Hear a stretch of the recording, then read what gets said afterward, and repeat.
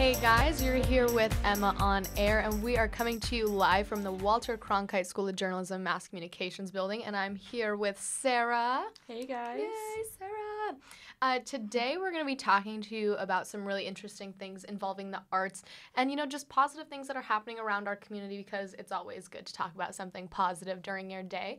I am a journalism student. I would like to pursue broadcast journalism and take that as a career somewhere someday. Sarah, what about you? I'm also a journalism student. I don't necessarily want to go in the broadcast route. I kind of want to stick more on the print side and the magazine side. So this is a little new for me, but I'm really excited to get this started. Yes, and I am born and raised in Arizona, so I'm definitely at a hometown school here.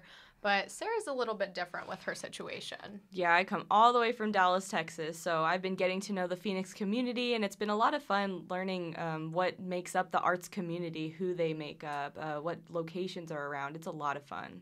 And arts are definitely an important thing to downtown Phoenix, especially with all of the murals, the sidewalk paintings, fire hydrants being painted, and in the schools as well. But that could quickly change for the art scene in schools in downtown Phoenix. But I'm going to let Sarah talk a little bit more about that. Yeah, so I was reading an article on a website called the Payson Roundup. It covers anything going on in Payson. And it said that the Payson Unified School District doesn't offer a full arts education program. It doesn't offer those classes that states require. I thought that was really interesting because it's really been a big topic of conversation. At least I know where I come from in Texas. Many schools have already had to take away their arts programs just because they don't have funding or they just don't have teachers who want to teach it.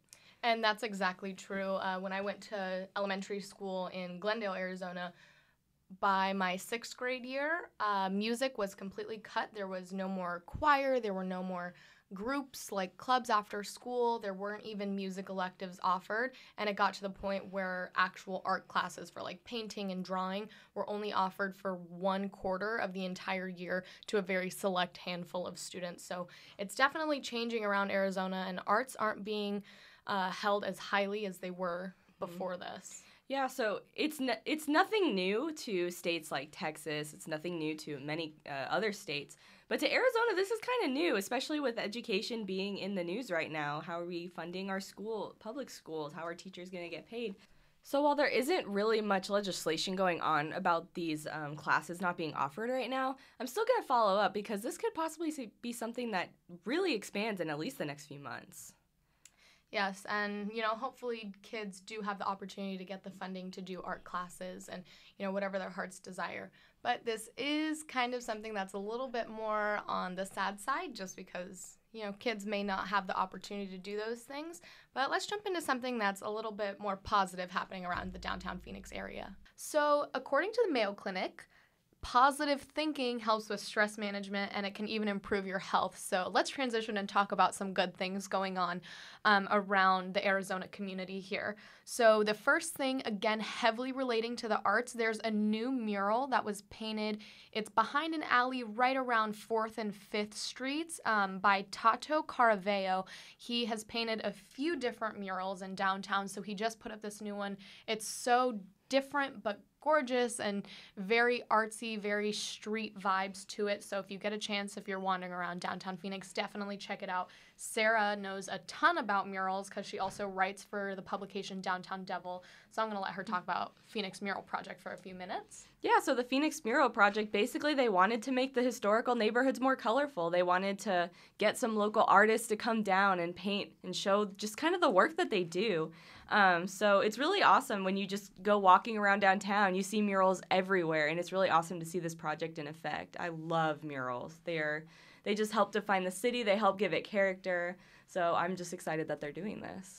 Exactly. And like we just said, arts is a big, big thing downtown Phoenix.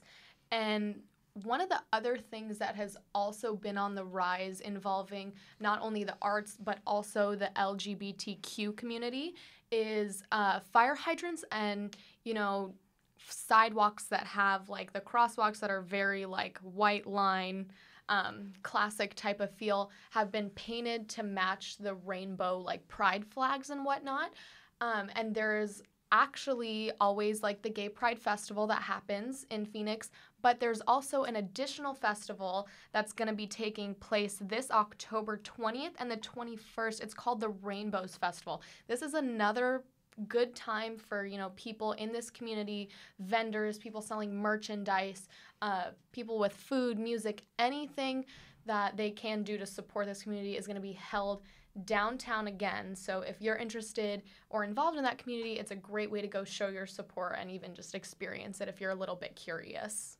Yeah, these crosswalks have definitely been a great way to help show our support. Each of the crosswalks are actually located in front of LGBT centers where kids and students as well as adults can go when they want to feel included in everything. So that's really awesome that they went through with this, and they're really gorgeous. Yeah, so now we don't just have some painted, street pieces. We have a whole festival to kind of celebrate the work that's being done. So with that being said, downtown Phoenix is definitely a growing area. We have so much construction happening around downtown Phoenix, and one of the latest buildings that's been getting a lot of attention is actually located right behind the historical Westward Ho Hotel, and it is going to be an apartment building because, who doesn't need extra urban living space? There's going to be 312 units in this 18-floor apartment, and it's really interesting because concrete has been a really popular kind of style for building down here, and they just finished their structural pour for the concrete, so now they're going to actually start, doing fabricants and, putting rooms and stuff in rather than just having the structure. And one of the best parts that's been really recognized by a lot of people is there's going to be a pool on the 18th floor, and there are just these ridiculously amazing views for the city that you can see. The Cronkite building, you can see the Chase building, you can see everything outlooking from the top of the apartments.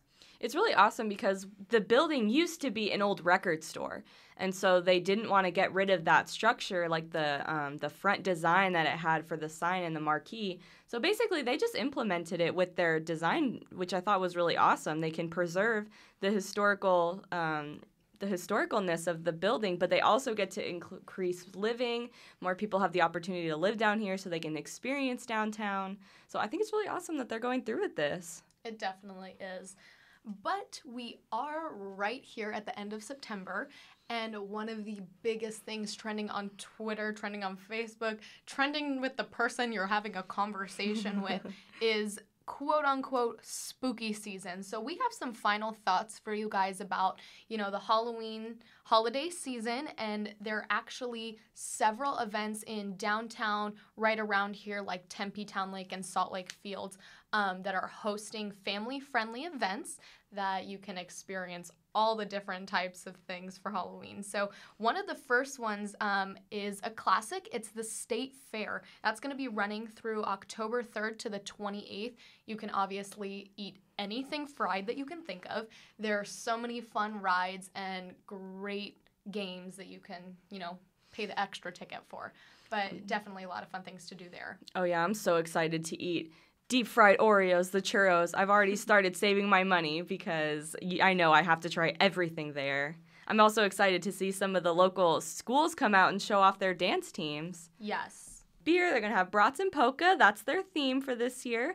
So that's going to be super exciting if you either just want to watch more people dance or you just want to take part in the dancing yourself.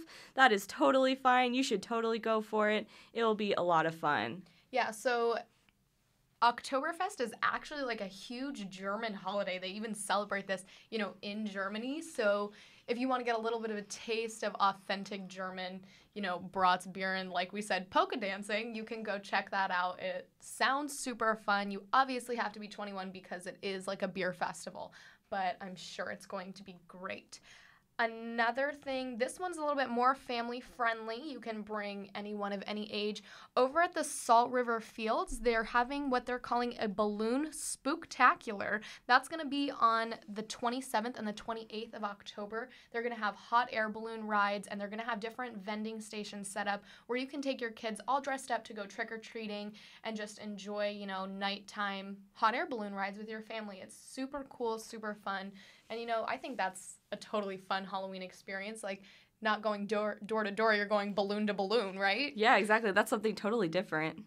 So speaking of going to different locations, that moves into our next event, which is the Taco Festival. That'll be on the 13th and the 14th. There will be a taco making competition. There's going to be music, tequila, a giant expo.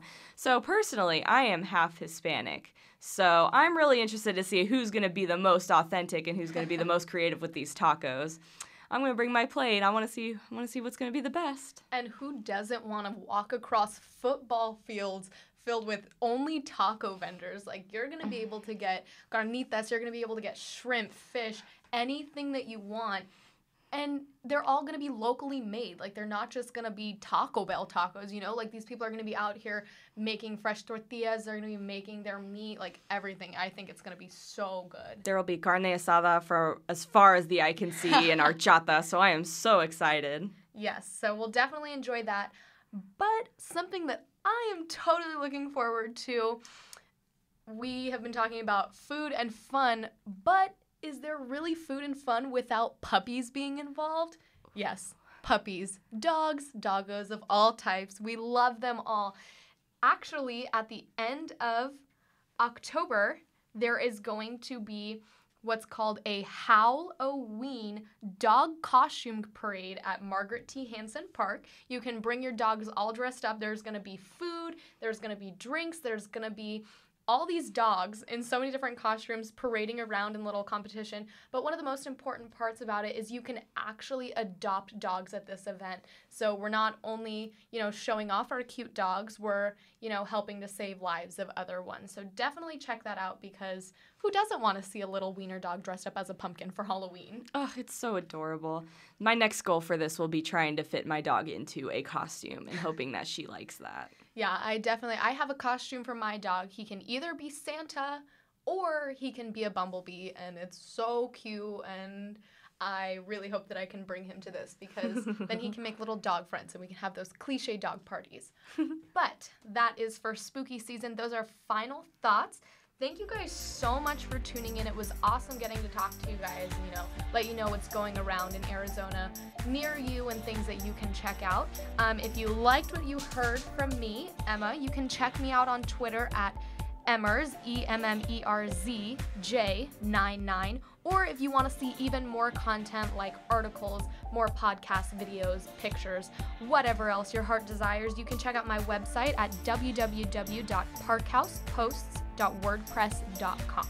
And if you want to hear more about what's going on in the arts community government-wise, some arts news going on, or you want to see some cool exhibits, definitely check me out on Twitter. My username is at @sedwards380. Or you can visit my website, saramedwards.wordpress.com. That's Sara, SARA, All right. Thanks, guys. Don't forget to be your own kind of beautiful and have a wonderful day.